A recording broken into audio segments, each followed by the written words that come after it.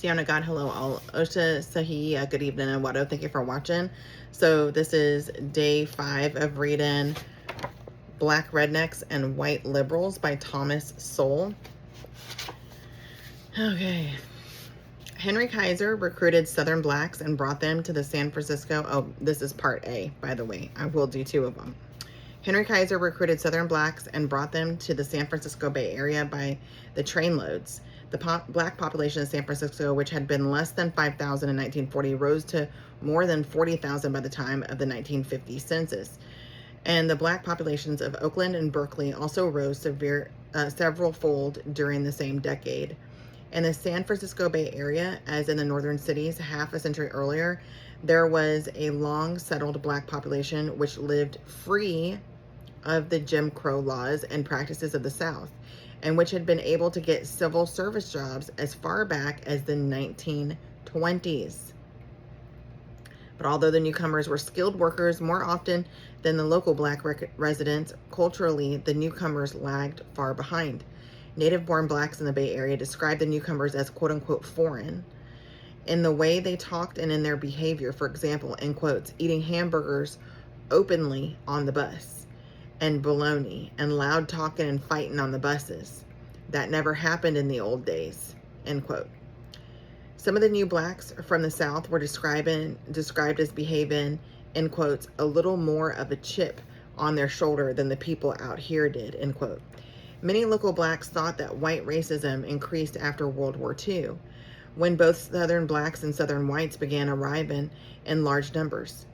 A similar retrogression in race relations on the Pacific Coast during the Second World War occurred in Portland, Oregon, where again there were large influxes of black workers to take jobs in the growing war industries. These new black arrivals, in quotes, with little education, were resented by the small group of law-abiding and self-sustaining Negroes, end quote, already living in Portland. As in other places and times, a ghetto now developed in Portland, end quotes, and discriminations in regard to civil rights were instituted, end quote. On the national scene, God dang, a ghetto now developed in Portland, and discriminations in regard to civil rights were instituted.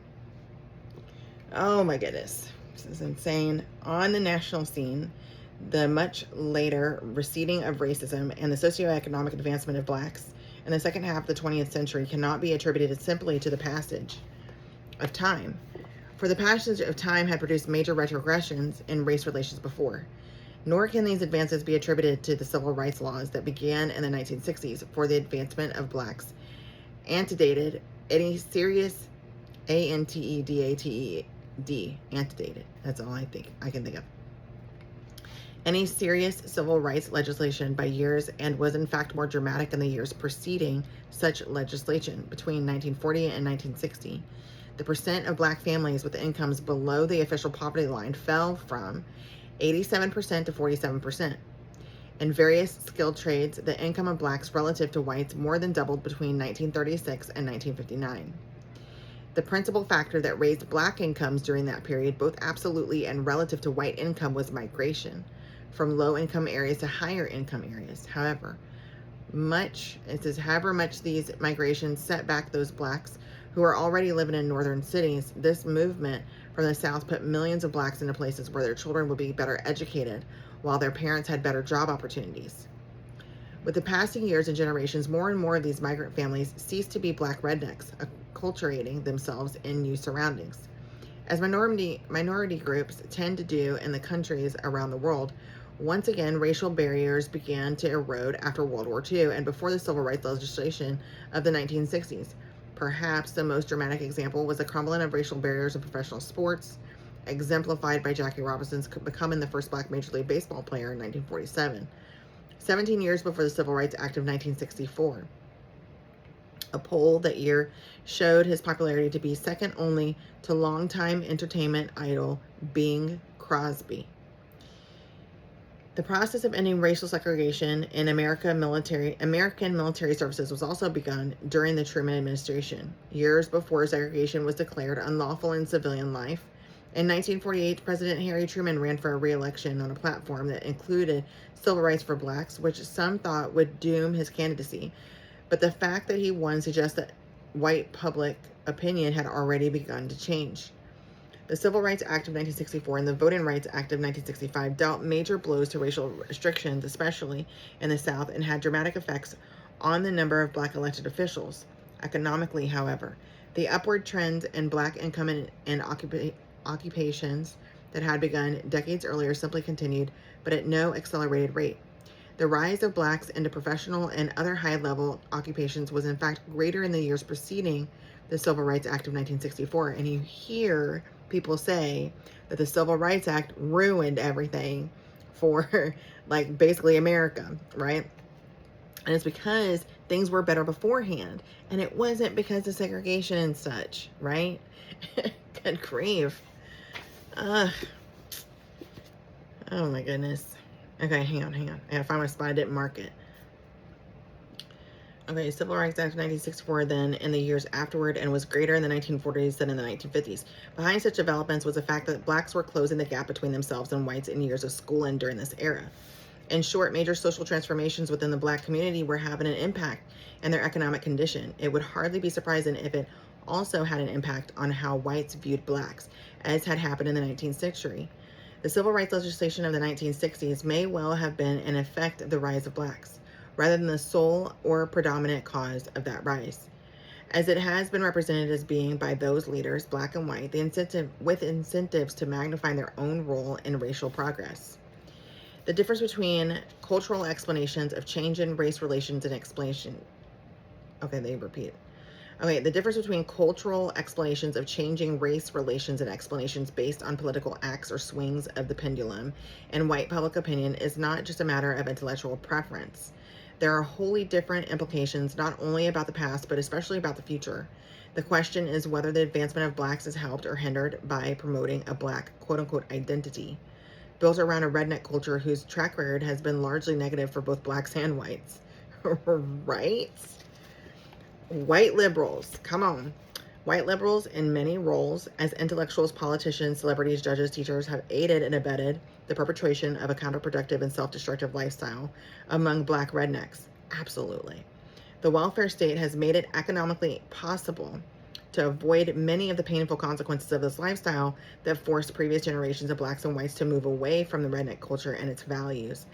LAX law enforcement has enabled the violent and criminal aspects of this culture to persist, and non-judgmental intellectual trends have enabled it to escape moral condemnation. Preach! As far back as 1901, W.B. Du Bois, while complaining of racial discrimination against blacks, also condemned quote-unquote indiscriminate charity for its bad effects within the black community. In a later era, the burgeoning welfare state, especially since the 1960s, has spread indiscriminate charity in both money and attitudes that has given the black redneck culture a new lease on life. Absolutely. Intellectuals have been particularly prominent among those who have turned the black redneck culture into a sacrosanct symbol of racial identity. This includes both black and white intellectuals, though the latter predominant numerically and in terms of influence through the media and academia. Intellectuals have promoted misconceptions of history, misreadings of contemporary life, and counterproductive notions of how to prepare for the future. By projecting a vision of a world in which the problems of blacks are consequences of the actions of whites, either immediately or in times past, white liberals have provided a blanket excuse for shortcomings and even crimes by blacks. The very possibility of any internal cultural sources of the problems of blacks have been banished from consideration by the fashionable phrase, quote unquote, blaming the victim, end quote. But no one can be blamed for being born into a culture that evolved in centuries past, even though moving beyond such a culture may do more for future advancement than blaming others or seeking special dispensations. Blaming others for anything in which blacks lag has become standard operating procedure among white liberals. If blacks do not pass bar exams or medical board tests as often as whites or Asians, then that shows that something is wrong with those tests. Oh my God. This guy is nailing it. As far as many white liberals are concerned, best-selling author Andrew Hacker, Hacker, for example, says that academic problems in general are created for black students in white colleges because such colleagues use curricula that are, in quotes, are white in logic and learning in their conceptions of scholarly knowledge and demeanor, end quote. Why this does not seem to be a problem for Asian students remains unexplained. Even though blacks have lived in this white society for centuries longer than either Asian Americans or contemporary immigrants from Asia, why it is not a problem for blacks from the Caribbean, y'all, come on, is another unexplained contradiction of such white liberal excuses for American-born blacks. If black attorneys are not elevated to partnerships in law firms in proportion to their numbers, then to the New York Times, this shows in the words of their front page headline, oh my gosh, end quotes, law firms are slowing and promoting minority lawyers to partner role. Oh my gosh, I gotta do my thing, hang on. Maybe that's better. Okay. End quote. Apparently there can only be external reasons for anything negative that happens to blacks. According to Andrew Hacker, the fact that white taxi drivers often pass up black males seeking a ride, especially at night, shows these drivers to be, quote unquote, patently racist, even though black taxi drivers do the same in order to avoid becoming victims of crime. White liberals long denied that there were higher crime rates among blacks by pointing to the imperfections of crime statistics in general, or more specifically claiming that blacks are simply arrested more often for things that whites would not be arrested for.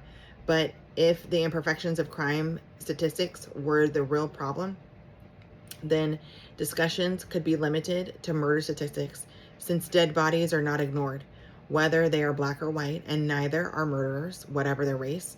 But murder statistics show the same disproportionate number of crimes by blacks as other statistics do. While murder statistics might provide more accuracy, they would not provide white liberals with a means of evading the obvious. Riots by blacks are almost automatically blamed on whites, whether in the Kerner, K-E-R-N-E-R report on the riots of the 1960s or in the reactions among white liberals to the Los Angeles riots of 1992. In some white liberal circles, the New York Times, for example, the police are almost automatically at fault in confrontations with black criminals, hoodlums, or rioters. When the police arrive on a scene of crime or violence in black communities, whatever they do is likely to be categorized later as either having let the situation get out of hand or as having used excessive force. Any force sufficient to prevent the situation from getting out of hand is almost certain to be called excessive force by white liberals and the media. So that by definition, the police will have acted badly no matter what they did or failed to do. Should the police arrive in such overwhelming numbers as to bring the disorder to a quick halt without any need to use force at all, then they will often be said to have, quote unquote, overreacted by sending so many cops to deal with unresisting people. One of the reactions of the police to such predictable scapegoating in the media has been to, right, quote unquote, depolice some of the most violent black neighborhoods looking the other way rather than risk seeing a whole career ruined by media charges of racism. This gives criminals, hoodlums, and rioters a freer hand at the expense of law-abiding blacks who may be the great majority even in a high-crime neighborhood. There is evidence that this is in fact what happens after a barrage of adverse media coverage against the police. The incorrigibility, incorrigibility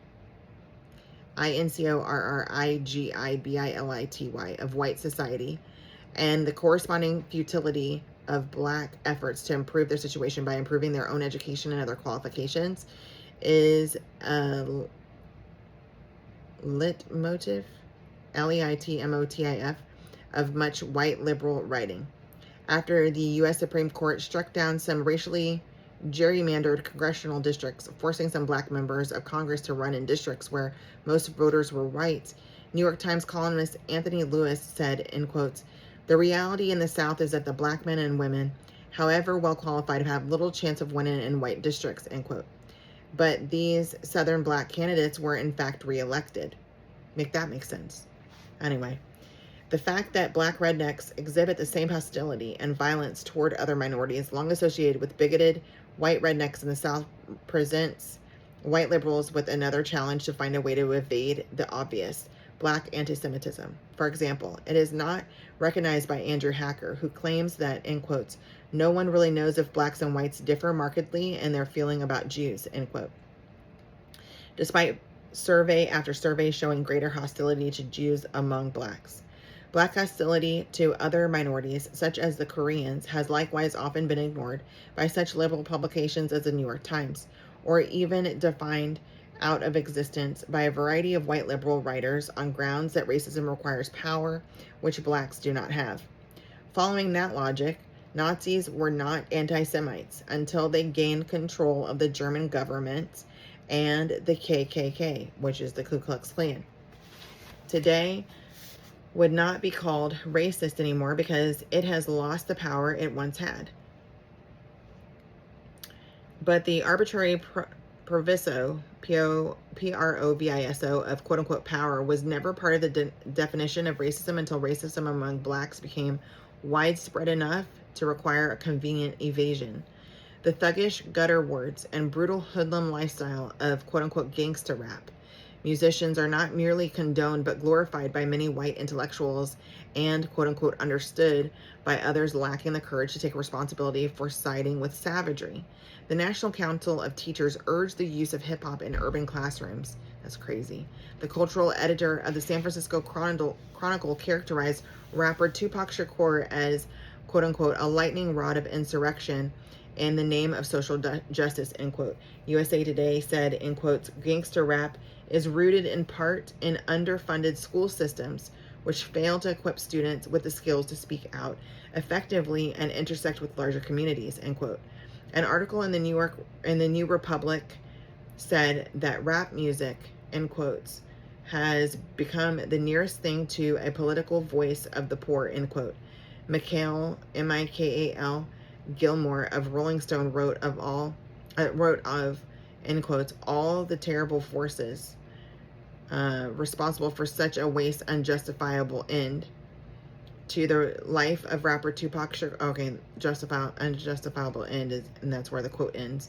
To the life of rapper Tupac Shakur by the very lawless violence he had sung of and lived, not by some mysterious quote unquote forces.